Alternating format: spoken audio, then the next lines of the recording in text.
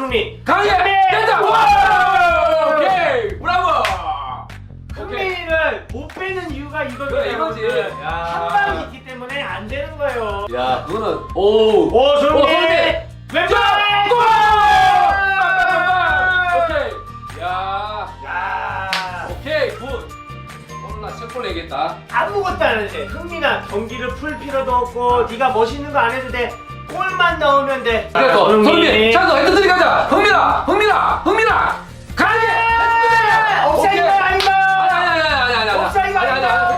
봐야 돼. 와. 봐야 돼. 형님 이거 오케이. 봐야지. 이거 빨리 요거 세 개. 그래. 혹시 아닌가요? 야, 이거 뭐냐면 손흥민이랑 축구를 하는 거야. 야, 이거 오케이, 고 브라보. 와우. 야, 대박. 손흥민 컨트롤. 골! 이거 뭐? 야, 이거 뭐? 야, 라멜라. 자, 헤리케인이야, 또 헤리케인이야? 라멜라 안 했어? 흥민아, 세레머니 자제하자. 세레머니 이제는, 자제해. 괜찮아. 이제는 와우, 이게 미쳤다 진짜.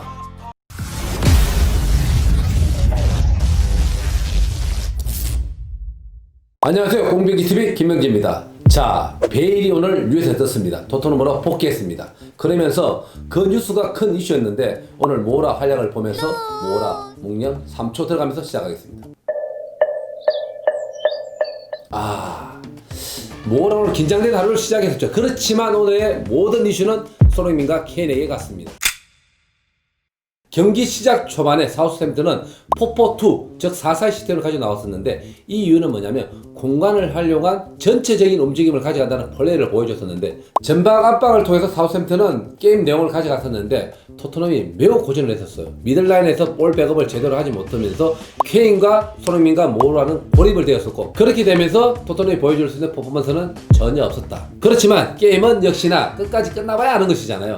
전반전 막판 손흥민이 기가 막히게 만들면서 득점을 합니다. 그러면서 분위기는 오히려 토트넘으로 기울게 됐습니다. 자, 후반전 들어갑니다. 론돈벨레가 빠지면서 중앙 미들라인에 케인이 들어가면서 킬패스를 만들어내게 됩니다. 자, 그러면서 4골을 1, 2, 3, 4까지 만들어내는데 그 득점 상황을 전문적으로 한번 분석 들어가겠습니다. 언론벨레가 볼을 소유했을 때 2명의 압박이 들어갔었죠. 사우스햄튼이 전반전부터 먹혔던 장면인데 여기에서 풀리면서부터 역습이 시작이 됩니다. 언론벨레가 마르쉐의 턴을 통해서 2명의 수비수들을 돌아설립니다. 이러면서 공격 방향으로 진행하면서 손흥민이 뛰면서 이 공간에 나왔던 것이죠. 그럼 이 볼이 케인의 뒷공간을 들어가면서 손흥민은 스타트를 하고 이 선수는 떨어졌죠. 그러면 수비수들은 물릴 수밖에 없었는데 자, 이 과정을 한번 보시면 손흥민이 앞으로 가다가 약간 뒤쪽으로 가고 모라가 이쪽에 붙었어요. 이 볼이 어디로 왔었냐면 이렇게 공간을 통해서 왔었는데 골키퍼의 판단도 약간 아쉬웠지만 그 이유가 있습니다. 왜냐면 손흥민 선수가 달려들면서 손흥민과 눈이 맞으면서 이 속도 싸움에서 손흥민이 빠르다 보니 골키퍼는 물러나게 됐던 것이죠. 근데 손흥민이 이쪽에서 이렇게 볼을 가져가면서 이 속도를 정지시키면서 이 볼 컨트롤을 앞으로 하게 되는데 이 장면에 있어서 좋았던 건 뭐냐면 이 선수가 덤벼들 때 이 속도를 적절하게 멈추지 않으면 사실은 볼을 안쪽으로 잡아놓고 나면 미끄러지듯 이렇게 튀어나가는 경우가 많은 것이죠. 왜? 중력에 의해서 그 중심을 잡기가 힘듭니다. 그럼에도 불구하고 볼 컨트롤을 안쪽으로 가져가면서 각이 없는데도 불구하고 골키퍼의 움직임을 확실하게 파악을 하는데 여기에서 슈팅의 정확도 싸움이 만들어지는 것이죠. 어디? 강하게 반대쪽을 노렸는데 이거는 뭐냐면 골키퍼가 자 이쪽으로 흐르는 거니까 이렇게 오다 보면 이쪽은 각이 죽어 있지만 볼이 오게 되면 역방향이라는 거예요. 그러면서 순간적으로 강하게 때리면서 골키퍼의 역방향을 이용해서 반대쪽으로 들어가는데 이게 득점이 만들어졌는데 이 장면은 득점도 득점이지만 손흥민의 센스가 돋보였던 득점 장면이었다. 이건 손흥민만이 가능했던 거예요. 이 골 때문에 사우스햄튼은 지키고자 했던 그런 분위기가 멘탈적으로 완전히 갔던 거예요. 왜? 추가 시간에 나왔기 때문에. 원래 축구 선수들 보면 추가 시간 득점하면 그 분위기 살아나고 추가 시간에 실점하게 되면 분위기 진짜 완전 망가집니다. 조실서가 이 볼을 잡을 때 사실 바깥쪽을 잡으면서 이 볼을 전방으로 몸을 돌리기에는 조금 불편했지만 어쨌든 이거를 붙을 때 역방향을 이용해서 몸을 돌리면서 앞쪽으로 만들어냈는데 이게 이 수비수의 역할에서 실패를 봤던 것이죠. 조실서가 기가 막히게 만들어지면서 전방으로 몸을 돌렸을 때 손흥민 선수가 몸을 열어놓고 움직임을 반대로 가져가기. 어떤 거냐면 볼이 오게 되면 케인이 옆에 있으면서 공간을 만들어주기 위해서는 돌아나가는 것이죠. 자, 그러면서 케인의 장면을 만들어내는데 수비수와 공간과 거리 조정을 함께 손흥민이 다 보고 있는 거죠. 심지어 볼과 케인과 수비수 라인과 골키퍼까지도 볼 수 있는 몸 동작을 만들어줬던 것이죠. 자, 케인한테 이 볼이 투입되면서 손흥민은 투입을 하게 되는 것이죠. 이 볼이 케인이 기가 막히게 넣어줬었는데 손흥민의 속도를 붙이면서 이 선수는 순간적으로 아차하면서 따라갔던 것이죠. 근데 여기에서 손흥민의 속도를 못 따라갔습니다. 그러면 어떻게 되냐? 손흥민은 치고 들어가면서 골키퍼의 움직임을 치기 미리 전에 파악을 했습니다. 어떻게? 어디 쪽으로 승부를 걸어야 될지를 정답을 내린 것이죠. 어디 쪽? 골키퍼의 바깥쪽. 그대로 인프런트로 강하게 미리 때려내면서 득점을 만들어냈었는데 이 역시도 케인이 좋은 패스를 만들어줬지만 손흥민이 가지고 있던 속도라든지 정확도라든지 축구적인 감각이 없었다면 이 골은 득점하기 힘들었습니다. 사실 외람되지만 모라를 디스시킬 마음은 없지만 모라 이 장면이 갔다면 제가 볼 때 99% 득점을 성공시키지 못했습니다. 세 번째 골 들어갑니다. 역시 케인과 손흥민의 케미였지만 여기에는 보이지 않는 라멜라의 도움이 있었습니다. 그렇지만 손흥민의 득점 상황에 있어서 장점을 극대화시켰습니다. 한번 보시죠. 수비 라인에서부터 단번에 이 볼이 케인한테 투입되었을 때 이 사우스햄튼의 스티븐스 선수가 케인을 놓친 게 사실은 제일 큰 패착이었죠. 그 이유가 뭐냐면 확실하게 이 볼이 들어왔을 때 몸을 돌리기 전에 먼저 압박을 한다든지 아니면 이 공간에서 케인이 할 수 있는 것은 결국은 돌아서 패스를 간다면 이 공간을 지켜주는 게 맞는데 이 위치가 어정쩡했던 게 오히려 장면을 만들게 되는 시작점이 됩니다. 자, 한번 보시죠. 케인이 돌았으면서 어정쩡하게 나왔던 이 위치가 손흥민 선수에게는 공간을 뛸 수 있는 답이 나왔던 거죠. 그러면서 손흥민 선수가 이 공간을 뛰게 되는데 이 볼이 살아서 들어왔던 것이죠. 이러면서 손흥민이 드리블을 하게 되는데 라멜라 선수가 좋았던 게 여기에 있습니다. 라멜라 선수가 움직여주면서 라멜라 선수까지도 이 수비수는 체크를 해야 됐던 것이죠. 그러면 손흥민 선수는 컨트롤하면서 라멜라가 뛰고 있으니까 어디로? 라멜라와 멀어지는 반대쪽으로 가져갈 수 있었던 거죠. 손흥민이 골키퍼와 1대1 싸움에서 집중할 수 있게끔 라멜라 선수가 움직여줬던 것이죠.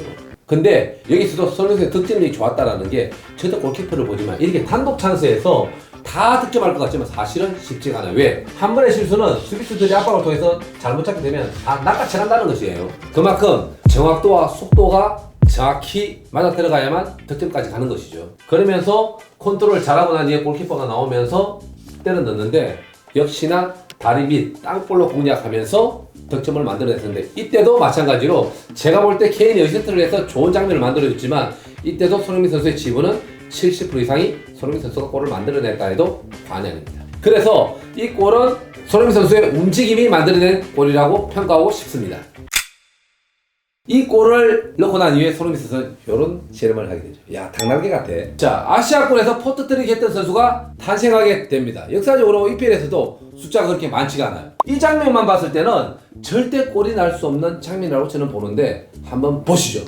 노셀소가 이 4명 사이에서 볼이 갈 곳이라고는 이 뒷공간밖에 없는데 사실은 압박을 통해서 거의 업사이드라고 봐야 되는 장면이었는데 여기에서 기가 막힌 움직임이 나오게 됩니다. 자, 손흥민 선수가 더 깊이 들어가면서 이 선수를 끌어들이면서 이 5번 선수까지도 약간 내리게 되는데 해리 케인 선수의 움직임 한번 보시면 나가다가 동선을 타게 됩니다. 동선을 타는 이유는 뭐냐면 함께 라인을 뛰고 있는 선수의 최종 라인을 판단하는 것이죠. 그러면서 로세스 선수의 이 패스가 들어왔다 나갔다 들어왔을 때 이 볼이 가운데로 침투가 되는 것이죠. 이렇게 볼을 가지고 나갈 때 3명의 수비수와 손흥민 선수가 있었는데 이 볼이 바깥쪽으로 갔기 때문에 이 볼은 누가 생각해도 들어올 수 없으며 7점 장면이 될 수 없다라고 아마도 모든 사람이 다 생각했을 거예요. 근데 볼을 잡기 직전에 해리 케인 선수의 이 장면이 한번 나옵니다. 한번 보시죠. 볼을 잡기 직전에 이 장면이 나오는데 이 장면이 뭐냐면 손흥민 선수의 움직임을 파악을 했던 것이죠. 그러면서 이게 어디로 들어오냐? 이 뒷공간 완반도로 들어오게 됩니다. 세상에나. 이 볼을 손흥민 선수가 가슴 트래핑을 합니다. 다 들어오죠?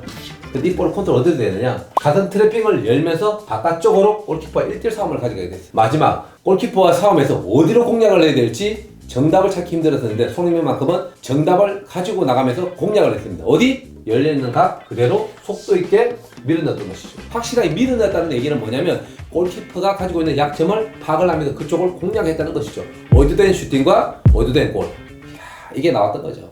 자, 이 세레머니가 나오면서 EPL의 역사, 한국의 역사는 만들어졌습니다. 야, 난리가 났었죠. 오늘의 경기 MOM 손흥민으로 결정난 걸로 알고 있습니다. 자, 그렇다면 케인도 아쉽잖아요. 케인이 포인트는 더 많이 했어요. 1골 4어시스트.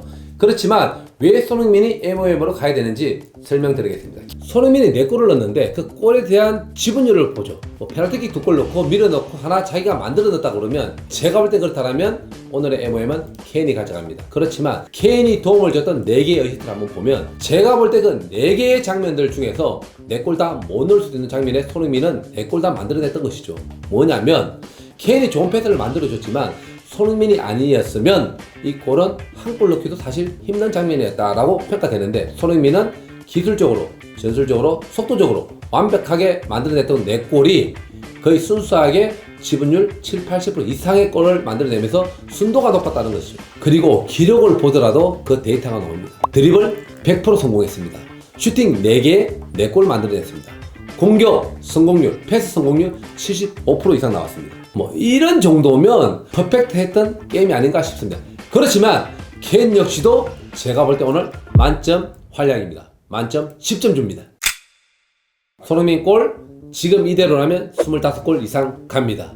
10포인트 어시스트 이상 가니까 올 시즌 35개까지 가능하지 않을까라고 생각됩니다. 왜냐하면 베일이 들어오면서 수비수의 역할들을 분산시키는 역할들을 도와준다면 손흥민에게 좀 더 많은 득점 찬스가 오지 않을까 생각되고요. 또 하나 무리뉴 감독이 오늘 만약 이 전략을 가지고 나왔다면 손흥민 선수에게 침투할 수 있는 공간이 많이 나오면서 자신의 장점을 극대화할 수 있는 플레이를 무리뉴가 밀어준다면 득점 장면은 훨씬 더 나오겠죠. 자, 토트넘 예상순위 여러분들 우승하기를 바라죠.